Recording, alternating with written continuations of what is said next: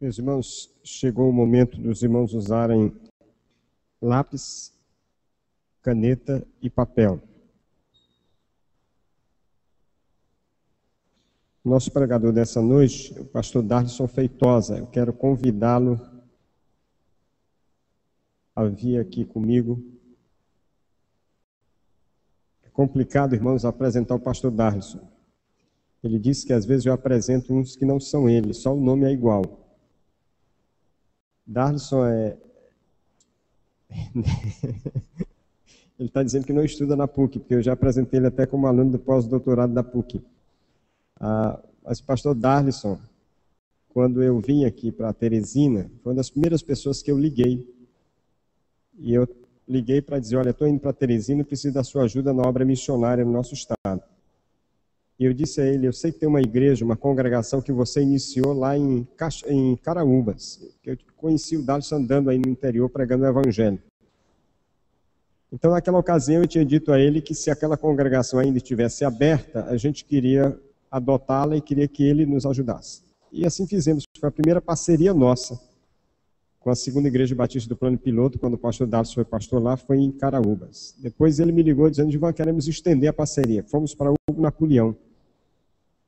E aí depois precisávamos entrar em Buriti dos Montes, a gente não tinha recurso, como até hoje a gente não tem, a gente fica fazendo os pedidos para Deus, né? Aí eu liguei para ele dizendo assim, pastor Darlison, é que eles começaram a nos ajudar financeiramente, todo mês diminui 2,7%. E aí já tinha passado um ano, já tinha tirado bastante de Hugo Napoleão, já tinha tirado bastante de Caraúbas. Eu disse, olha, vocês economizaram nesse ano, tirando do que estão mandando, X.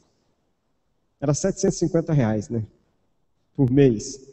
Eu disse, vocês mandam isso, que vocês não vão gastar mais nada do que estão gastando. Mandam os 750 que vocês deixaram de dar para as nossas congregações, a gente entra em Buriti dos Montes. E assim foi a nossa terceira parceria missionária quando entramos em Buriti dos Montes. Eu tenho uma alegria muito grande de ter o pastor Darlison conosco, porque ele, além de ser um pastor, além de ser um professor, um exímio professor, é um amigo, um companheiro. Às vezes em casa, eu, a Jesus e o Mateus estamos à tarde tomando café em casa, que o nosso jantar é um café geralmente com tapioca ou alguma coisa assim, e a gente fica dando gargalhada aos três dos nossos encontros em Belém, e a grande maioria desses nossos sorrisos é por causa dos encontros com o pastor Darlison. Ele tem uma frase do Mateus que ele usa até hoje, né, que o Mateus, acho que tinha o quê? 5 anos, 6, né, 5 anos, o Mateus me viu entrar na sala do pastor Darlison, 7 anos, né? O pastor Darlison estava dando aula no seminário lá, e o Mateus me viu entrar na sala e atrapalhar, como sempre eu faço aqui no coral, eu dou um glória a Deus, né, eu atrapalho os irmãos, eu fazia isso na sala de aula lá. E aí o Mateus chegou e disse, quando eu saí da sala, o Mateus disse, papai, o que o senhor está fazendo? O senhor acaba de, como é a palavra? O senhor acaba de negativizar a aula do pastor Darlison. E o pastor Darlison passou a usar essa expressão do Mateus, e até em escritos dele, né? Negativizar, é a palavra do Mateus. Então a gente dá muita gargalhada, lembrando do pastor Darlison, dos nossos encontros em Belém.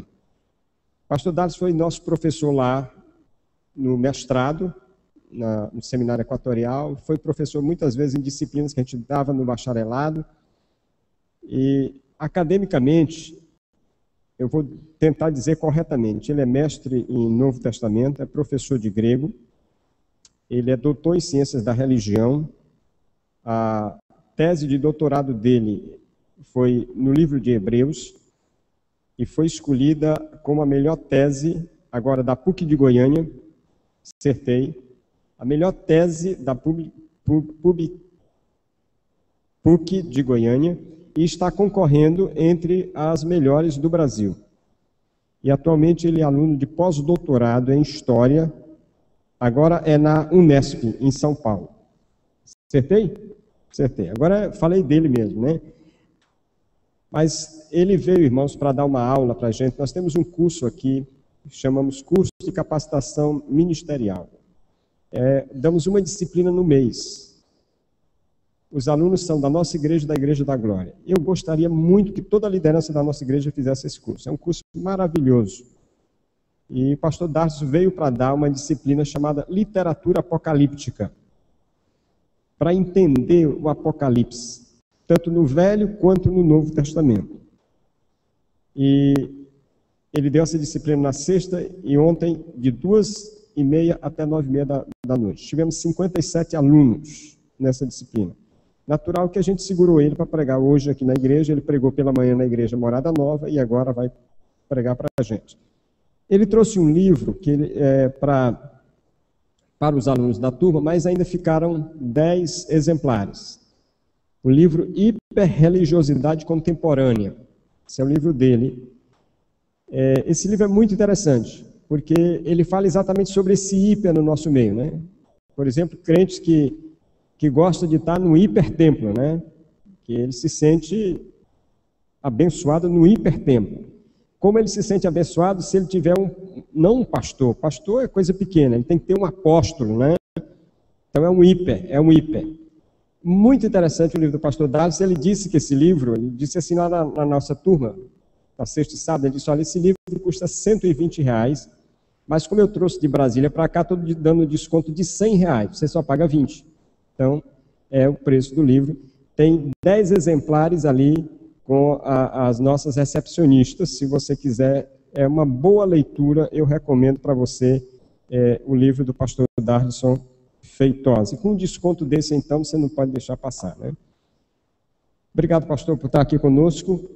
Eu esqueci de dizer que ele tem 2 mulheres, a Cristina e a Amanda, a mulher dele e a filha, que ele disse que ele tem 2 mulheres e um revólver.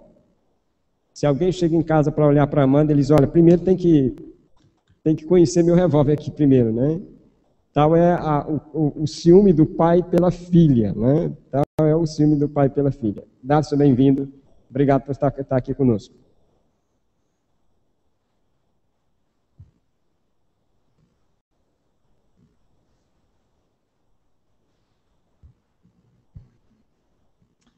Amada igreja, graça e paz. Muito alegre eu estou de estar aqui com vocês de novo. Eu cheguei na sexta-feira e ao sair de Brasília, eu acordei bem cedo na sexta-feira, precisava fazer algumas coisas na parte da manhã e estava mais ou menos 15 graus. Me arrumei, saí, peguei o blazer, vesti e fiz as minhas coisas e já fui para o aeroporto. A temperatura subiu um pouco, foi para mais ou menos uns 20 graus e entrei no avião e desci aqui em Teresina. Quando eu desci do avião, eu senti o calor humano de vocês. Parece-me que estava mais de 30 graus e eu senti aquela receptividade de Teresina. Essa já é, eu acho que a 3ª ou 4ª vez que estou aqui e sempre me sinto muito bem na cidade. E muito bem aqui na igreja também.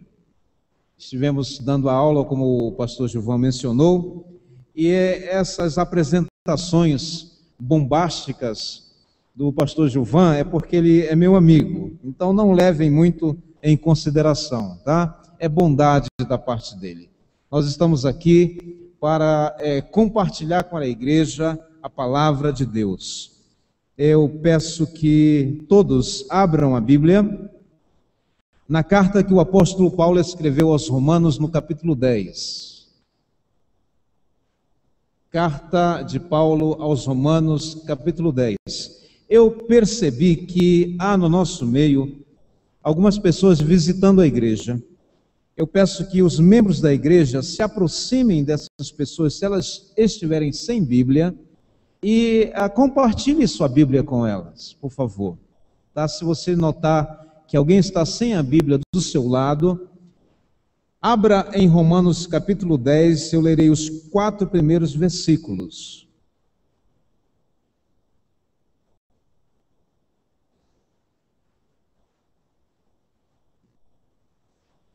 Permaneça sentado de forma reverente e vamos ouvir a leitura da palavra de Deus. Está assim escrito: Irmãos, o desejo do meu coração e a súplica que eu faço a Deus é para a salvação dos judeus. Pois eu lhes dou testemunho que eles têm zelo de Deus, mas não com entendimento. Embora conheçam a justiça que vem de Deus, procuram continuamente estabelecer a sua própria, não se sujeitando à justiça de Deus, pois o objetivo da lei é Cristo, para a justiça de todo aquele que persevera crendo. Repetindo a parte final, pois o objetivo da lei é Cristo, para a justiça de todo aquele que persevera crendo. Feche seus olhos, vamos orar nesse momento. Deus, nosso Pai querido, nós clamamos pela Tua misericórdia. Nesta hora em que nós vamos refletir sobre a Tua palavra, nós estamos meditando sobre a palavra de Deus. E nós queremos o socorro, o auxílio do Teu Santo Espírito sobre este momento que se reveste de um caráter ímpar, porque assim como a Tua palavra fez efeito lá no passado, nós queremos que ela faça efeito nesta noite, do dia 21 de abril, aqui na primeira igreja batista de Teresina, quando nós paramos os nossos afazeres do dia, e até mesmo das demais partes que compõem este culto, para nós nos concentrarmos na Tua palavra. Eu peço que o Teu Santo Espírito esteja fazendo desde já uma obra em cada coração, uma obra de confirmação, uma obra de salvação na vida de todos aqueles que estão aqui presentes, em nome de Jesus. Amém e amém.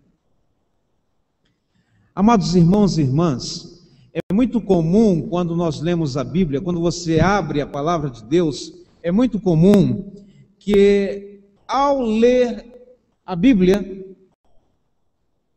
nós nos transportamos para aquela cena, ou para aquelas cenas. Isso é comum. Aí nós transformamos o povo brasileiro no povo de Israel e vice-versa. Nós lemos Israel como se fosse o povo brasileiro.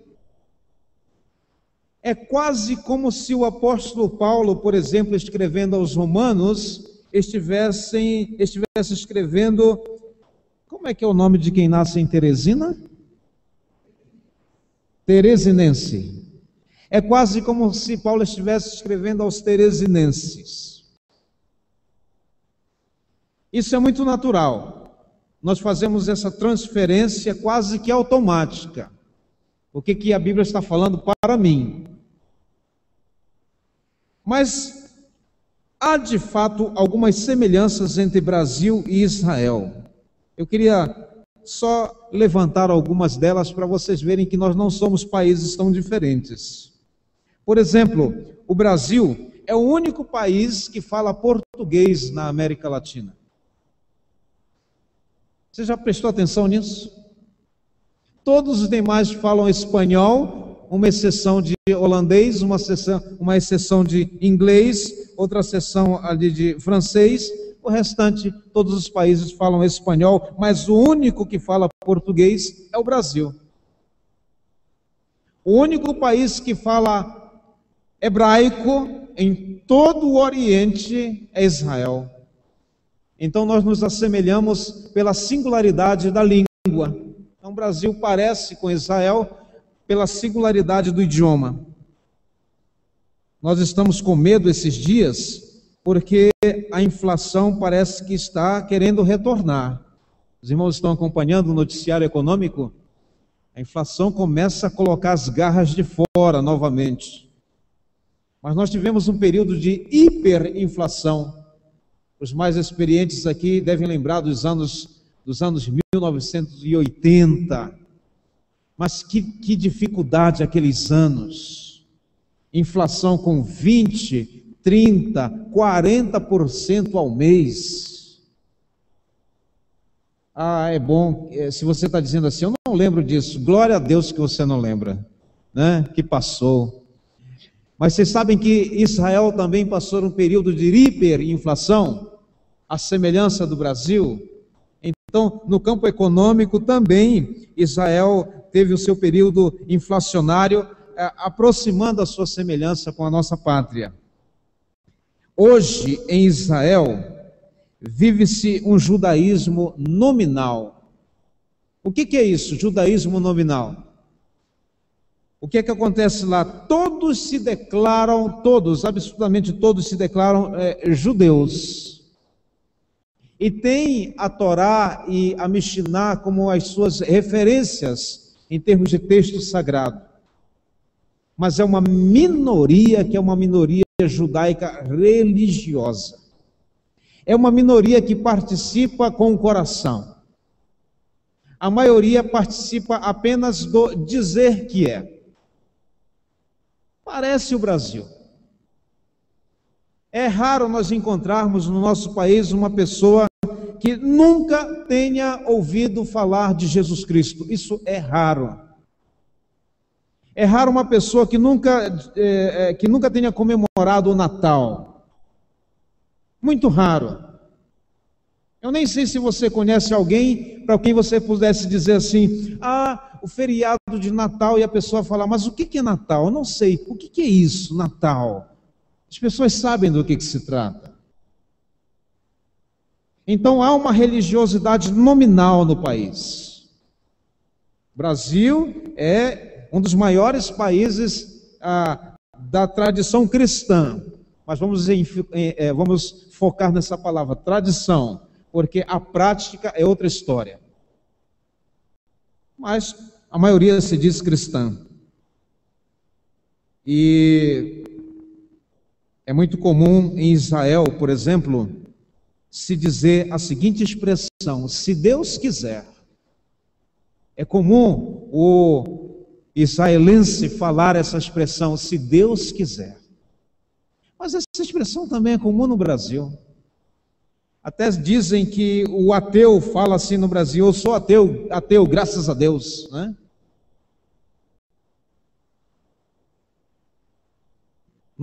A nossa linguagem é repleta dessas expressões religiosas. Deus sabe o que faz. A pessoa não acredita em Deus, não tem a prática, não lê a Bíblia, mas ela crê que Deus sabe o que está fazendo. Deus é Pai. Então nós temos as nossas expressões, assim como os israelitas também têm. Israel era um país eminentemente religioso, vamos falar assim. As coisas girando em termos religiosos. A semelhança do nosso país também. Muita coisa religiosa aparentemente acontecendo no nosso Brasil. Se Paulo, por exemplo, o apóstolo Paulo fizesse uma viagem e passasse algum tempo aqui no Piauí, Paulo falaria como falou aos atenienses: vejo que vocês, piauienses, são muito religiosos. Por quê? Enquanto o pastor Gilvão falava, e eu olhava o boletim da igreja também, esse estado é eminentemente religioso. Vejam só aonde que a igreja tem missões. Está aí no seu boletim. A igreja tem missões em Nossa Senhora de Nazaré do Piauí. Tem missões em Santo Antônio dos Milagres. O pastor Gilvan estava falando das congregações em Santa Cruz dos Milagres. São Félix. Andando pelas ruas da capital, notei que há bairro aqui, São Cristóvão, existe rua com nomes religiosos. Ninguém precisa mais pregar o evangelho nessa cidade. Ninguém precisa pregar mais o evangelho nesse estado. Está todo mundo expressando a sua religiosidade e religiosidade cristã. O que acontece no Piauí é o reflexo do que acontece no Brasil também. Brasil, se um estrangeiro viesse no Brasil a fazer um estudo sobre religião, ele ia ficar impressionado de ver tanta expressão de religiosidade. Eu não sei se tem algum paraense aqui presente. Tem? Só gente boa do Pará, né? O censo do IBGE fala que em 2010, Belém do Pará tinha 1.300.000 habitantes. E na festa do Círio de Nazaré, é comprovado que participam do Círio mais de 2 milhões de pessoas. Então imagine isso, imagine essa realidade aqui em Teresina. Teresina com aproximadamente 800.000 habitantes, e na festa aqui religiosa pudessem participar mais de 1 milhão de habitantes. Como é que ficaria a cidade? Pois esse fenômeno ocorre em Belém do Pará.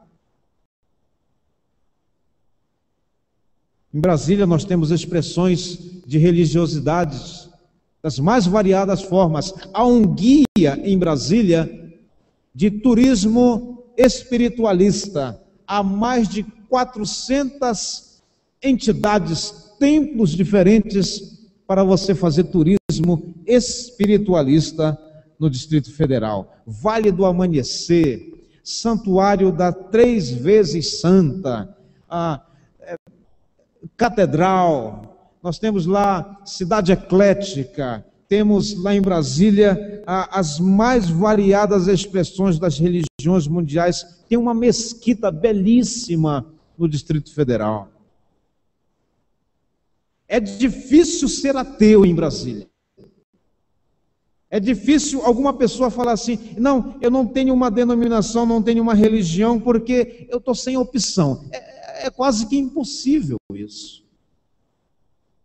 Há igreja de todo jeito, para todo gosto, e eu costumo dizer também, e desgosto também. Então, dá uma impressão de que o nosso país não precisa mais de a pregação do Evangelho. A semelhança lá de Israel, a coisa estava tão religiosa, mas tão religiosa, que parece que ninguém mais precisava ouvir algumas verdades. Nosso Brasil, ele reflete uma religiosidade. O nome das cidades brasileiras, nome de santos, Rio de Janeiro. Alguém sabe o nome oficial do Rio de Janeiro, cidade do Rio de Janeiro? São Sebastião, exatamente, São Sebastião do Rio de Janeiro. São Paulo, parece que todos os santos se concentraram em São Paulo. São Paulo, Santo André, São Bernardo, São José, todas as cidades. No Piauí também, né? Tudo quanto é lugarejo, o pastor Gilvan estava me dizendo, é a coisa mais comum nós chegarmos numa cidade, pequena cidade do interior do estado, e sermos recepcionados pelo padroeiro da cidade com a sua estátua à entrada. É comum isso? É comum. Minas Gerais, repleta de religiosidade. Chico Xavier, Uberaba e toda aquela região ali do Triângulo Mineiro. O Brasil é o país é o maior país espírita do mundo. Então, a religiosidade no nosso país é coisa que todo mundo sabe, tem opção, e aparentemente não precisaríamos mais falar nada a esse respeito. Vamos fechar a Bíblia, vamos para casa, que cada um sabe o que deve escolher, e ponto final. Era assim que o judeu pensava. Os judeus pensavam que não havia mais necessidade de ouvirem a respeito de religiosidade. Eles eram religiosos. No entanto, o apóstolo Paulo, ele escreve uma carta para os irmãos que estão em Roma, e ele levanta uma questão em relação ao seu próprio povo judeu, que foi o texto, um pedaço do texto que nós lemos de Romanos capítulo 10, de 1 a 4.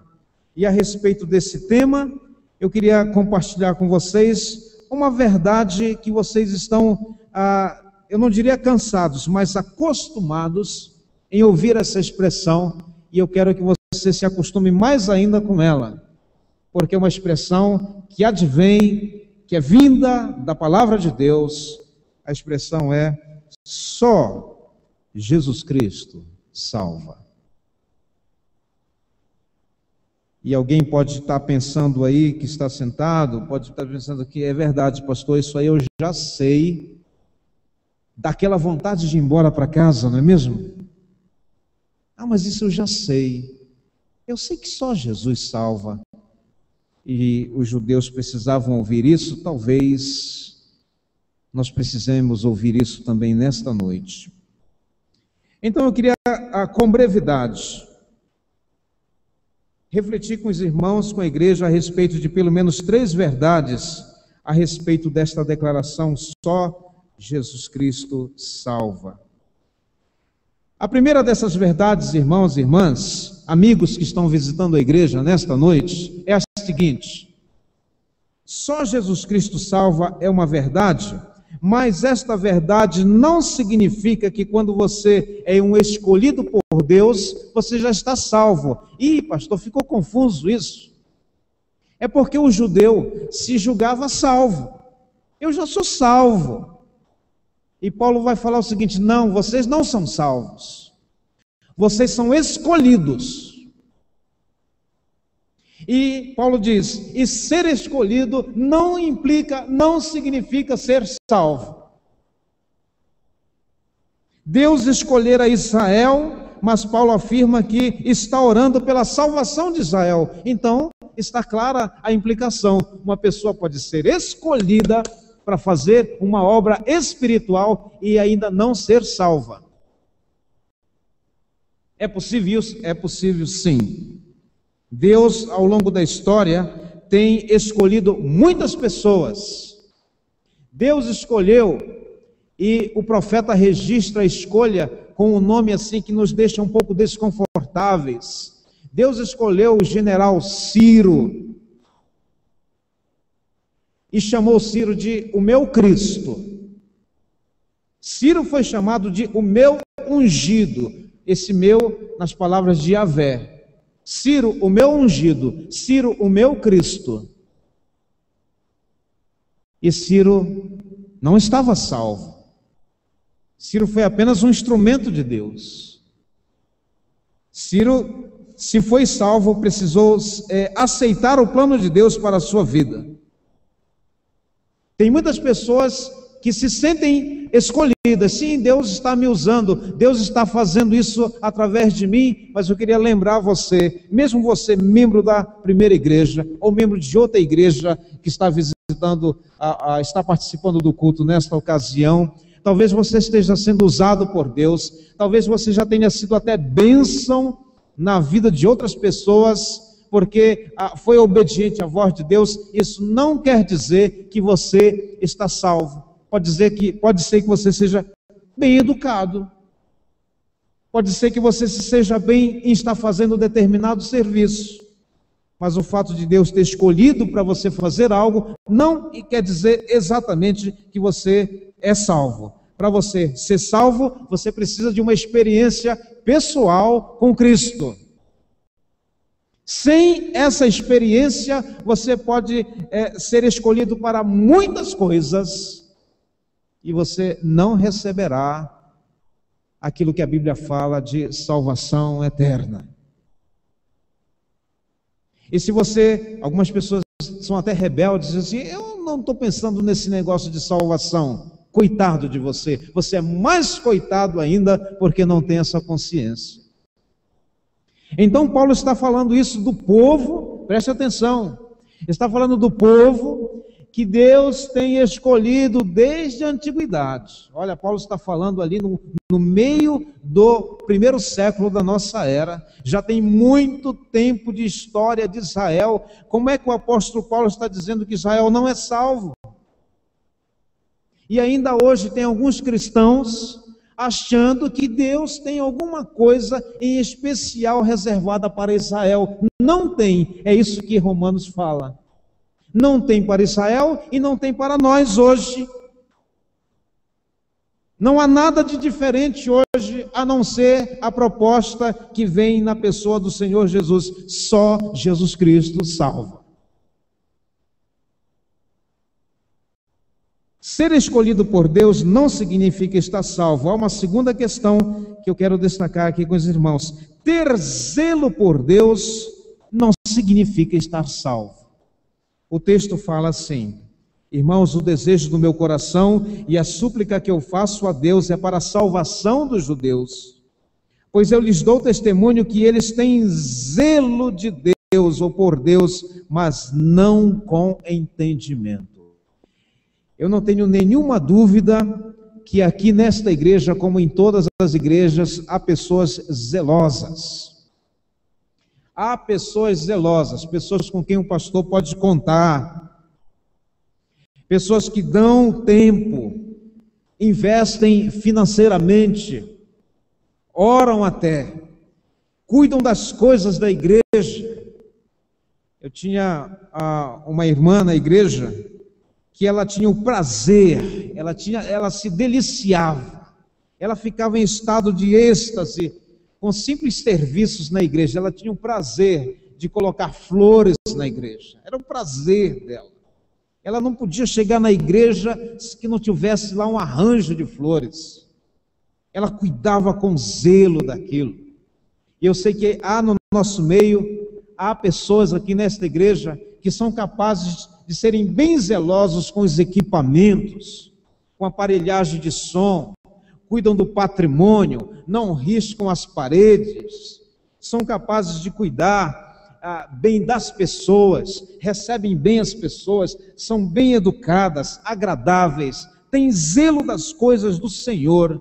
Mas eu queria dizer para você, isso é muito bom, mas você pode não ser uma pessoa salva. É até constrangedor falar isso. Mas você pode estar num clube. Você pode estar encarando a igreja como um clube. Você pode estar encarando isso como uma motivação de vida. Eu tenho uma razão. O que é? É servir na igreja. Mas você não serve ao Senhor da igreja. Porque esse fenômeno ocorre. Era o fenômeno que estava ocorrendo com Israel. É por isso que Paulo está escrevendo: tem zelo por Deus, mas não com entendimento. As coisas naquela época no templo eram perfeitamente organizadas. Haviam equipes sacerdotais cuidando de cada parte do culto no templo. Os objetos do templo brilhavam. Olha, gente, na Palestina corre uma poeira. Em todo o Oriente Médio existem tempestades de areia, tempestades de poeira. Imagina se estivesse aqui, teriam que fechar todos as aberturas daqui do templo para que a areia não entrasse. Imagina só essa situação. Os prédios lá são todos especiais, vidros especiais, porque a tempestade vem e toma conta de tudo, pois os utensílios do templo eram brilhantes. Naquela terra poeirenta, o templo reluzia. Por quê? Porque os judeus tinham zelo nos seus rituais.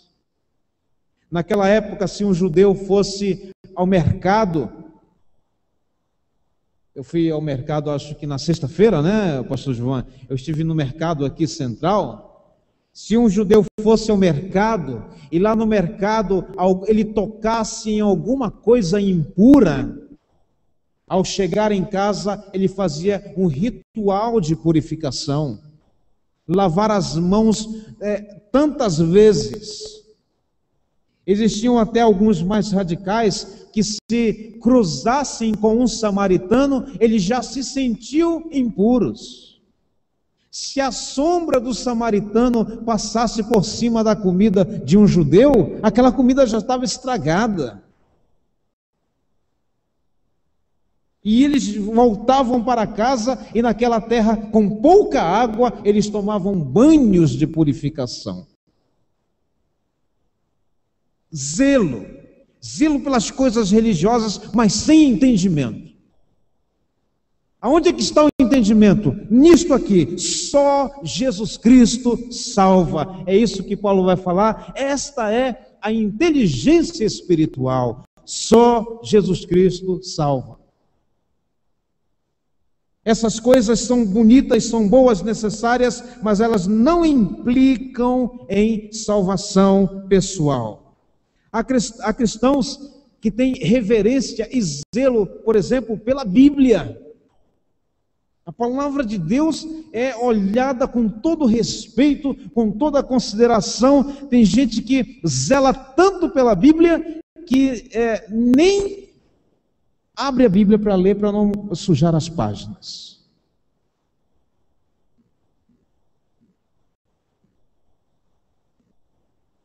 A Bíblia foi comprada já há 5 anos, mas ela está como se fosse zerada, né? Ali, quem olha assim, poxa, que irmão cuidadoso com a Bíblia. Tem gente que acha que está zelando pela palavra de Deus, que a Bíblia então é cercada dessa característica, e a pessoa acha que isso é a religião verdadeira. Não é. Tem até uma irmã no Rio de Janeiro que terminou o culto, ela então saindo, e estava chuviscando, caindo uma chuva, e ela com pressa, então ela pegou a Bíblia dela e né? Aí um irmão viu, irmão, vai estragar a sua Bíblia, e ela ficou até chateada com isso, e respondeu assim numa tonalidade um tanto quanto exaltada para o irmão: irmão, o senhor não sabe que a palavra de Deus nos protege em qualquer situação? É verdade. Então nós nos cercamos desses amuletos. Eu chamo isso de amuleto. Tem gente que usa a Bíblia como amuleto. Ah, meu Deus do céu, me dá uma palavra hoje, abre aqui e... Ah, eu não gostei disso não, Senhor, deixa eu abrir de novo. Amuletos espirituais. Algumas pessoas estão em alguma dificuldade, dizem assim, eu vou orar lá na igreja, como se a oração em casa não tivesse efeito. Ah, pastor, ora por mim. Às vezes eu sou mal criado e falo assim, não vou orar não, irmão. Vou orar não. O irmão já orou? Não, ainda não. Não, primeiro ore, depois eu oro. O irmão arregala o olho assim para mim, é porque as pessoas querem terceirizar a fé. É o outro, né? Vamos contratar uma equipe de oração. Aí essa equipe de oração ora pela toda a igreja. Graças a Deus que eu estou livre dela, né? Então algumas pessoas então transformam algumas circunstâncias da vida cristã, têm zelo por aquilo, cuidam muito bem daquilo, mas não estão salvas. Eu estava na Bahia com a minha esposa, passando lá umas férias, e lá então visitando um ponto turístico, um jovenzinho se aproximou da minha esposa e falou assim: senhora, compre aqui a fitinha do Senhor do Bonfim. E a minha esposa, não estou interessada. E o jovem, muito educado, e a gente sentiu que ele estava ali, assim, bem preparado. Não, mas senhora, a senhora está vendo como essa fita está bem feita, isso vai fazer um bom efeito na sua vida, coisa e tal. Ela, não, muito obrigado. E ele insistiu mais um pouco, aí minha esposa falou assim, não vou comprar, eu sou evangélica. Ele falou assim, mas eu também. Ele estava fazendo o trabalho dele com muito zelo, mas não com entendimento. Faltava um entendimento espiritual na vida daquele jovem. Tem muitas pessoas cantando louvores ao Senhor. Eu não estou me referindo a nenhum componente aqui do coral, nenhum componente aqui. Essas pessoas existem. Tem muitas pessoas louvando a Deus, cantando hino. Tem muitas pessoas cuidando do patrimônio da igreja, mas não estão cuidando da sua salvação. Salvação é só Jesus Cristo salva. É isso que Paulo está falando aos judeus, e é isso que precisa ser lembrado hoje, amanhã, depois da manhã. Há um terceiro aspecto que eu quero destacar aqui com os irmãos, que essa expressão, só Cristo salva, ela precisa ser combinada com isso aqui: ter um bom senso de justiça não significa estar salvo. Os judeus tinham um bom senso de justiça. E às vezes nós achamos que ser justo a pessoa já está desculpada dos seus pecados. Tinha até uma adolescente que falava assim: olha, eu vou pecar, vou pecar, vou pecar, vou pecar. Depois eu faço coisa boa, coisa boa, coisa boa, coisa boa. Pronto, os pecados estão perdoados. Não estão. Não estão. Muitos judeus estavam procurando estabelecer a própria justiça e eram bons princípios, mas estavam equivocados. A arrogância espiritual, às vezes, é o grande fator motivador. Muitas pessoas têm o seu próprio senso de justiça e acham que aquele próprio senso de justiça é a justiça de Deus. Não é. De vez em quando a gente encontra pessoas assim: eu não faço mal a ninguém, eu não bebo, não fumo, eu não torço pelo Flamengo, eu, procuro não me meter na vida de ninguém, não sou fofoqueiro, não ouço música do Michel Teló. E a pessoa começa a enumerar algumas coisas. Então ela fala assim: eu sou uma pessoa boa. Olha, eu não faço nada disso. Será que eu ainda não estou salva? Claro que eu estou salva. E acho que as pessoas começam então a pensar nesse nível. John Mackay, estudioso escocês, ele até tem uma frase dizendo assim, que algumas pessoas, elas começam a achar que são tão boas, que elas são capazes de orar assim: Senhor, tu estás de parabéns por teres criado uma pessoa tão boa como eu. Você não é bom, você não é justo. Só há um justo verdadeiro, que é o nosso Deus. A atriz Susana Vieira, eu estava lendo aí recentemente, que ela vai casar. Eu acho que eu já perdi a conta quantas vezes. Ela parece que ela está disputando com o Fábio Júnior. Ela vai casar aí com um rapaz. E parece que alguém perguntou para ela se ela vai casar na igreja. Subentende-se essa pergunta. Então, ela deu a seguinte resposta: não, a igreja católica é muito atrasada. Essa é a resposta que ela deu. A igreja católica é muito atrasada. Por quê? Porque parece que o padre não aceitou fazer o casamento dela. Ela tem o senso de justiça dela, ela tem o senso moral dela, e acha que esse senso é superior a toda a igreja católica, a igreja protestante também. E às vezes nós pensamos assim, que o nosso senso de justiça, aquilo que nós achamos que é certo, que é errado, é superior ao que o pastor pensa, é superior ao que a igreja pensa, é o superior ao que a denominação pensa. Não, eu estou certo, eu acho desse jeito, eu penso desse jeito. E às vezes nós esquecemos de perguntar: Senhor, e qual é a tua vontade, qual é o teu pensamento? Porque no dia que nós perguntarmos, a resposta será: só Jesus Cristo salva, Ele é o padrão, Ele é a nossa referência. Isaac Newton falou que 2 corpos não podem ocupar o mesmo lugar no espaço. Isso vale também para a realidade espiritual. Nós não temos e não podemos ter 2 sensos de justiça ocupando a nossa mente. Ou será a nossa, ou será a de Deus. Tomara que na sua vida seja a de Deus. E aí Paulo fala assim, para concluir essa argumentação junto aos judeus, e para a nossa conclusão também.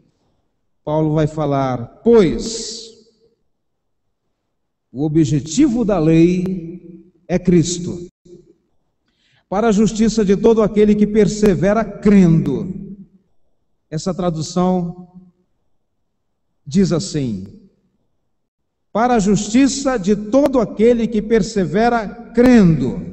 E é nessa ênfase que eu quero concluir essa mensagem para falar à igreja e a você que veio aqui nesta ocasião. Sabe por que o pastor está pregando só Cristo salva? É porque tem algumas pessoas que acham que são escolhidas por Deus, mas ainda não fizeram uma decisão ao lado de Cristo. verdadeira, genuína. Tem algumas pessoas que têm muito zelo pelas coisas do Senhor, mas ainda falta uma decisão genuína ao lado de Cristo. Tem algumas pessoas que têm bom senso de justiça, mas elas ainda não estão salvas. Elas têm um bom senso de justiça pessoal, mas precisam andar segundo a justiça de Deus. E essas pessoas precisam entender o seguinte, que salvação, quando Deus nos salva, Ele deseja que essa salvação continue. Não é salvação para esse mês final de abril, não é salvação para 2013, não é salvação para a sua juventude, não é salvação para a sua terceira idade, é salvação para a vida inteira.